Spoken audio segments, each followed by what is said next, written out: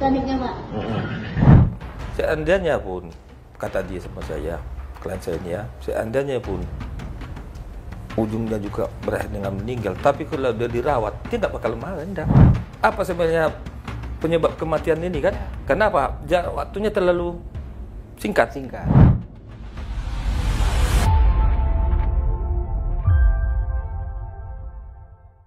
Assalamualaikum warahmatullahi wabarakatuh Tribuners, ketemu lagi bersama saya Fadli dan kita masih di Saksi Kata. Kali ini kita akan membahas satu kasus yang terjadi di kota Jambi. Ada seorang anak laki-laki berusia 4 tahun itu dinyatakan meninggal dunia. Meninggal dunianya karena sebelumnya si anak tersebut sakit dan dibawa sama orang tuanya ke rumah sakit. Tetapi di rumah sakit seperti tidak ada yang ditangani seadanya dengan dokternya. Terus akhirnya pulang, kondisinya menurun, kemudian dibawa lagi ke rumah sakit dan akhirnya meninggal dunia. Nah, untuk seperti apa jelas kasusnya, sekarang Fadli telah kedatangan bintang tamu yaitu Bapak Bahari ya Pak? Ya. Fadli panggil abang aja Bang ya? Silakan, nggak apa-apa. Ya, beliau ini adalah pengacara dari orang tua anak yang meninggal tersebut ya Bang ya. Nah, sebelum kita bicara lebih dalam soal kasus yang terjadi nih Bang, Fadli pengen tahu dulu nih profil Bang Bahari ini sebagai pengacara udah berapa lama ini? Ya, Assalamualaikum warahmatullahi wabarakatuh. Selamat siang menjelang sore, salam sejahtera bagi kita semua. Terima kasih Pak Fadli. Ya. Saya sebelumnya Kepala Dinas Tenaga Kerja Transmigrasi Provinsi Jambi dan pensiun sejak 1 Mei 2024. Setelah itu saya ikut bergabung di Kongres Advokat Indonesia. Setelah mengikuti pendidikan dan masuk juga ujian dan telah dilantik sebagai anggota dari KAI, Kongres Advokat Indonesia, sebagai advokat, sebagai pengacara. Oke. Ya Pak. Berarti udah melalang lintang lah di dunia pengacara ya Bang ya? Kalau pengacara ini baru sekitar 1 tahun ini adalah setelah 1 tahun. pensiun ini. Ya. Oh, oke. Masuk magang juga ya. Mulai. Ya. Oke. Nah Bang, kita sekarang masuk ke dalam kasus. Pemberitaan yang beredar bahwa si anak laki-laki ini yang berusia 4 tahun ini sebelum meninggal dunia itu sempat dibawa ke rumah sakit untuk dilakukan penanganan. Nah, kalau dari Bapak sendiri kronologis aslinya seperti apa? Ya, sebenarnya begini ya. Orang tuanya itu Pak Dedi Haryanto datang ke kantor saya. Bincang-bincang, ya mengeluh, menyampaikan mohon keadilan seperti itu dan memberikan kuasa kepada kami. Jadi menurut apa beliau, ya kronologisnya itu ya, yang kami catat, kemudian kami lakukan untuk klarifikasi, anaknya itu bernama Afan Alpariji ya, usia 4 tahun. Jadi sekitar 2 minggu sakit, ya, batuk-batuk, pilek, agak demam ya. Kemudian dibawa ke puskesmas. Puskesmas itu di kebun kopi. Nah, kurang lebih 2 minggu, tapi nggak sembuh-sembuh. Karena 2 minggu sembuh-sembuh ke puskesmas kebun kopi ini, kemudian saran dari medis di sana, ya dokter dan perawat di kebun kopi, Pak, ini kayaknya perlu perawatan lebih lanjut lagi nih. Bawalah ke rumah sakit yang lebih baik ini katanya kan, supaya artinya dilakukan pemeriksaan yang lebih intensif ya. Nah, dibawa lah ini ke rumah sakit Abdul Manap ceritanya nih. Setelah itu masuk ke poliklinik anak, ya poliklinik. Kemudian diperiksa, ketemu dengan dokter spesialis anak di sana. Hanya saja, menurut beliau lagi nih ya, orang tua dari Pak Dedi Haryanto ini, pada saat itu dokter di situ kayaknya kurang fokus. Beliau, kenapa kurang fokus? Sambil marah-marah. Semula dia bilang bahwa yang dimarahin ini adalah para perawat di sana. Tapi setelah kami klarifikasi, ternyata sambil membimbing dokter koas, ya koas. Jadi dokter ini sambil membimbing koas-koas ini sambil meriksa pasien. Okay. Nah, padahal ditanya katanya dia tuh, udah berapa lama sakit Pak anaknya nih? 2 minggu. Harapan dia tentunya supaya itu lebih apalagi diperiksa misalnya dalam, seperti ya? pemeriksaan darah atau cek ronsen atau apalah gitu kan. Dia mengharapkan seperti itu. Tapi ternyata bilang ini stabil semua nih. Apanya kondisinya baik semua sehingga nggak perlu dirawat, seperti itu kesannya kan. Nah, jadi karena dilihat katanya pemeriksaan itu normal semua menurut mereka ya, normal, tapi si orang tuanya ini dalam hatinya ya saya bawa ini semestinya kan mengharapkan yang lebih baik ya. harapan dia ya, ekspektasi dia. Pemeriksaan lebih dalam karena Lebih sudah dalam 2 lah, minggu sakit. karena sudah 2 minggu sakit. Dan memang dari Puskesmas Kebun Kopi pun menyarankan seperti itu. Oke. Ya, dia mengharapkan supaya anaknya ini dirawat. Tapi kan dokter menyarankan bahwa tak perlu mungkin ya, karena artinya dengan kasihlah ini resep ini. Dengan pernyataan di situ kondisinya stabil waktu itu katanya. Kondisi stabil, Oke. ya nadinya stabil, apanya semua stabil, ya kan. Nah, tapi kan hanya pakai stetoskop itu, tapi sambil bicara-bicara dengan apa tadi? Dokter-dokter koas tadi. Kos tadi. Oke. Nah, versi dari orang tuanya, Pak dokter ini kurang fokus kepada anaknya nih, ya kan? Nah, bahkan dia bilang, kok kayaknya dokter itu lagi marah-marah Pak sama saya. Sama bukan sama saya katanya, tapi sama kuasnya nih. Nah, sambil membimbing kayak gitu. Diambillah resepnya nih kan, dibelilah ini di apa? Apotik yang depan rumah sakit ini. Oh, berarti si anak tidak dirawat? Tidak dirawat, Langsung disuruh pulang sama dokternya? Suruh pulang. Cuman dikasih obat aja berarti, Pak? Tadi ya, dikasihlah resep obat ya. Dia kebetulan tidak BPJS bukan. Dia Mandiri dia. umum mandiri. Nah, seperti itu. Jadi karena itu bawa beli obat di apotik yang depan itu, belinya lama juga dia nunggu katanya, hampir 1 jam nunggu antri obat ini. Karena obatnya itu katanya racikan ya. Itu tunggu, pulanglah siang, dikasihlah obat itu siang hari, kemudian malam hari juga dikasihnya. 2 kali baru minum obat. Tapi kondisi ini agak semakin lemas ini. Berarti setelah diberikan obat, kondisi si anak ini makin menurun? Dilihatnya agak menurun nih. Tapi puncaknya itu jam-jam 4 sampai jam 5 itu muntah-muntah terus katanya. Sore atau Pagi. Oh, besokannya? Besok pagi. Nah, tanggal 1 Juli ya. Iya. Karena 30 Juni ya berobat tadi ya. Tanggal 1 Juli kondisinya itu kok kayaknya menurun. Makin parah berarti Dan jam 4 sampai jam 5 kok muntah-muntah. Muntah-muntahnya itu katanya warna kuning atau hijau ya. Kata dia ya, karena saya nggak liatin ya. Ini juga kok makin lemas. Terus dibawa nih ke IGD. Balik lagi ke rumah sakit? Mau bawa ke rumah sakit, naik apa gitu. Tapi dalam perjalanan ini, anaknya ini semakin turun kondisinya, lemas. Kan? Nah, sebelum sampai ke rumah, udah mulai agak hampir kejang-kejang gitu ya. Sebelum sampai rumah sakit itu? Iya, jadi dibawa, sampailah di rumah sakit ini. Nah, di IGD. Di IGD dilakukan pertolongan yang baik sebenarnya. Dilakukan, dicoba pasang oksigen ya. Jadinya dicoba, tapi kayaknya sudah lemah gitu. Respirasinya, oksigennya udah mulai menurun, sehingga dilakukan berusaha untuk itu. Tapi ada pihak medis di sana menyalahkan orang tuanya. Pak, kenapa nggak dari kemarin dibawa sini? Kok udah kondisi seperti ini? Oh, loh, aku udah bawa kemarin.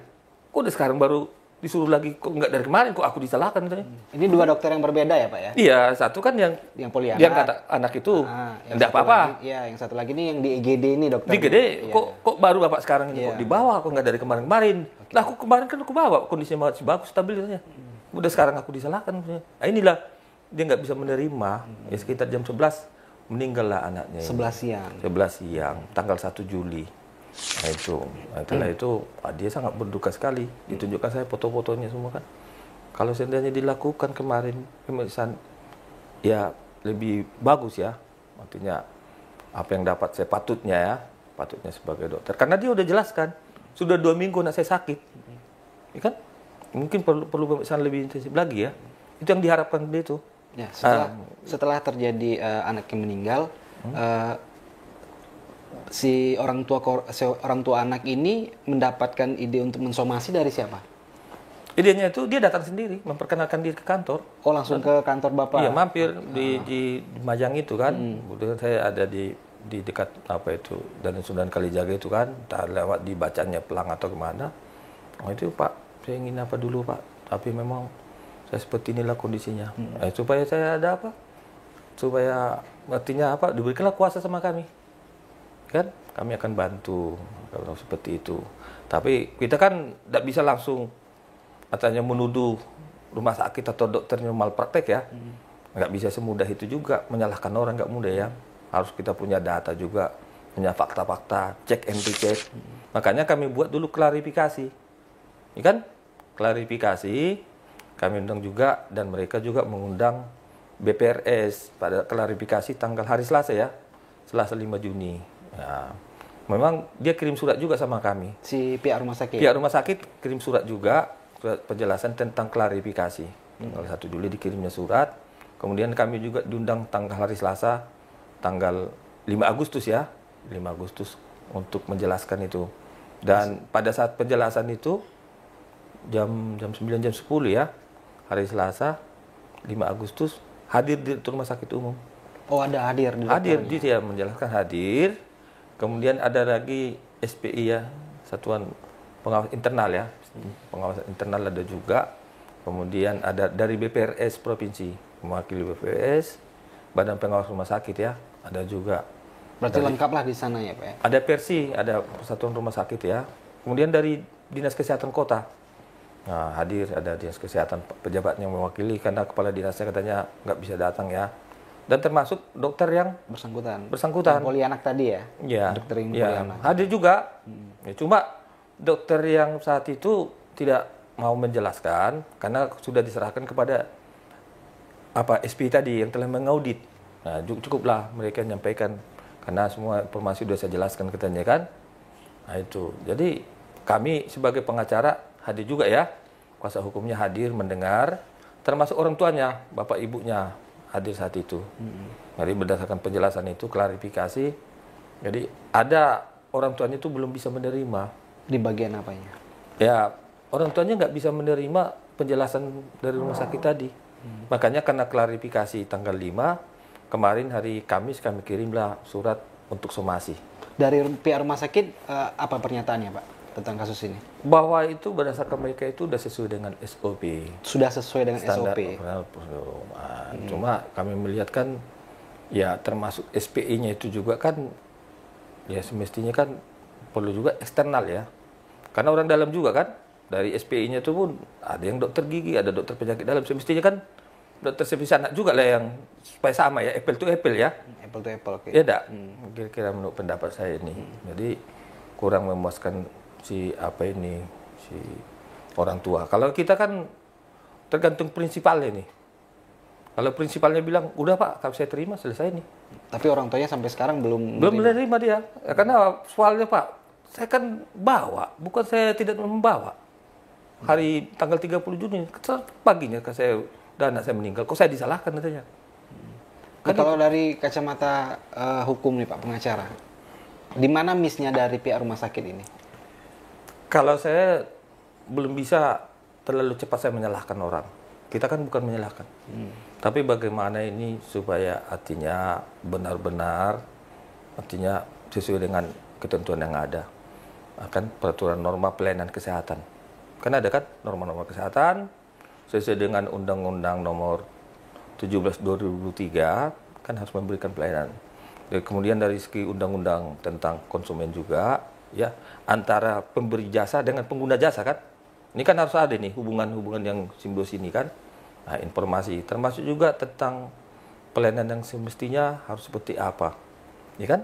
Ini yang penting sebenarnya. Kalau seandainya pun kata dia sama saya, klien saya ini ya, seandainya pun ujungnya juga berakhir dengan meninggal, tapi kalau dia dirawat, dia nggak bakal marah, enggak. Iya, seandainya pun misalnya nanti dilakukan usaha udah maksimal dari rumah sakit, misalnya udah sempat dirawat, ya terjadilah hal seperti ini juga, dia nggak akan menuntut. Tapi dilihatnya bahwa tanggal 30 Juni itu menurut dia ya, itu belum maksimal. Nah itu yang diharapkan dia sehingga dia masih kecewa. Nah, jadi klien kami itu kan jadi ada kerugian secara material maupun imaterial kan. Karena untuk anak pun sekarang kan susah sekarang. Ada orang sampai bikin bayi tabung kan. Nggak semua orang diberi Tuhan anak kan. Iya, berarti sampai dengan saat ini orang tua si anak ini masih belum menerima ya Pak. Dan ya, ini masih batas somasi Pak. Ya, setelah itu kan kita somasi, kita minta waktu 5 hari untuk memberikan jawaban yang artinya bisa diterima penasihat hukum maupun klien kami tadi. Ini kan bisa diterima. Artinya bagaimana untuk menjelaskan yang kontradiksi tadi. Kan kontradiksi itu kan. Ini nggak ada apa-apa, sehat ini, baik-baik semua ini katanya kan. Ternyata tapi besoknya apakah memang dalam waktu 24 jam itu penyakitnya itu sangat serius sekali sehingga dia meninggal kan? Penyebab kematiannya sebenarnya apa?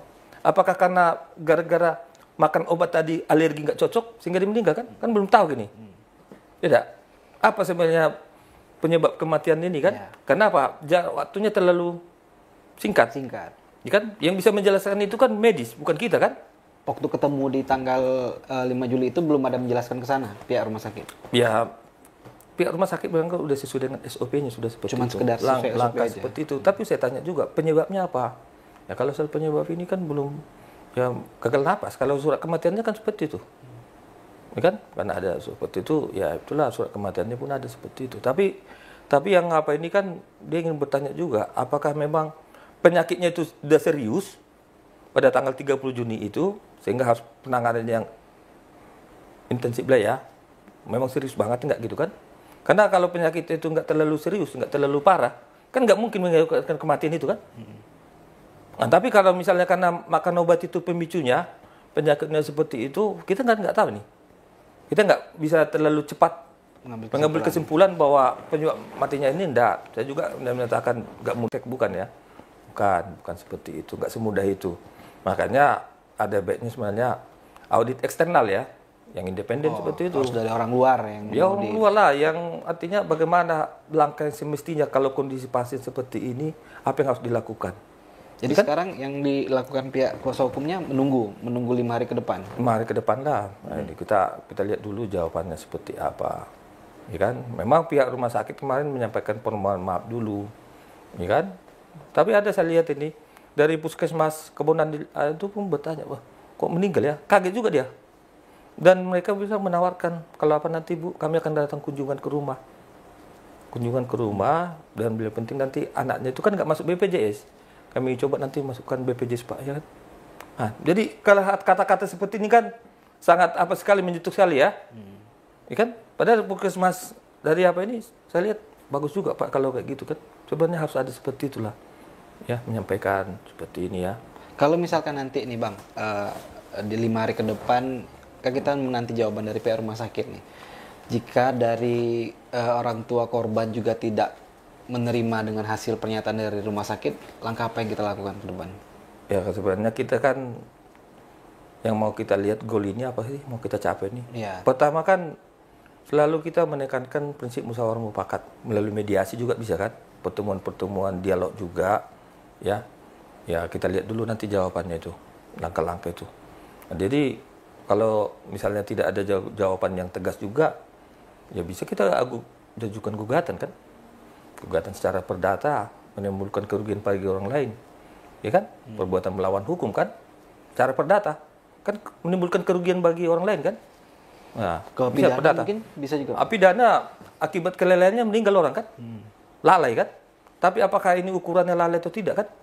Kan kita nggak bisa memastikan ini juga, masih memerlukan pemeriksaan lebih lanjut ya.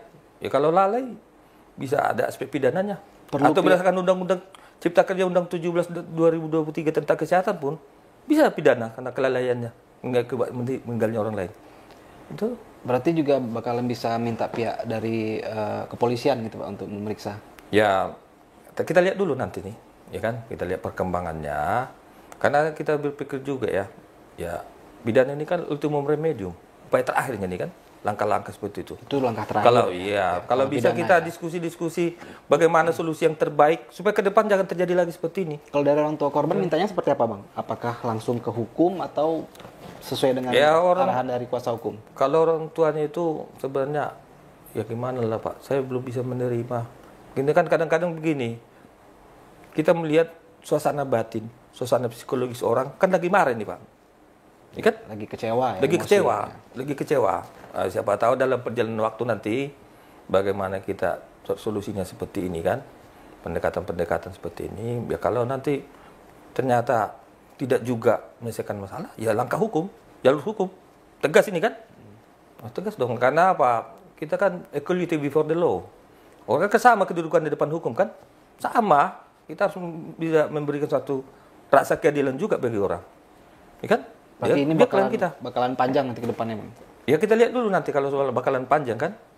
Tergantung bagaimana pihak mereka menyikapi ini. Ya kan? Bagaimana menyikapi. Artinya somasi ini kan artinya sebagai peringatan ya. Menyampaikan bagaimana langkah-langkah awal lah ya. Langkah-langkah awal seperti ini ya. Nah, itu juga. Kita juga harus berusaha untuk kedepannya saya pikir supaya ada langkah perbaikan. Ya kan? Supaya perbaikan jangan lagi seperti ini terjadi. Ya. Untuk kondisi orang tua si anak sekarang gimana, Pak? Kondisi orang tuanya tadi semestinya dia mau datang sini, Pak. Tapi katanya persiapan untuk 40 hari. 40 hari malam ini, sehingga sibuk dia menyampaikan salam juga tadi kepada dia. Ya, saya Pak belum bisa hadir di Tribun karena untuk mempersiapkan 40 hari kematian si Afan tadi, Pak. Ini anak pertama. Anak pertama ini. Anak pertama. Dari 2 anaknya ya. Anaknya 2. Oke. Nah itu kalau lihat dari sehari-hari, saya lihat foto-fotonya sama videonya sangat apa ya, sehat anaknya itu ya. Iya. Saya nggak nyangka juga sehat, sangat apa sekali. Artinya kemungkinan besar dia nggak punya penyakit yang sangat serius ya, atau ada misalnya seperti jantung bawaan yang apa itu kan. Kalau dilihat dari kasat mata nggak Dari ada kasat kesana, mata orang ya. lincah anaknya ini, Iya, segala macam Pak. Memang saat itu kan flu atau batuk ya. Nah itu yang lakukan. Mungkin terakhir Bang, mau ada yang disampaikan harapan Abang? Ya saya kira harapan kami ini supaya masalah ini bisa cepat selesai ya.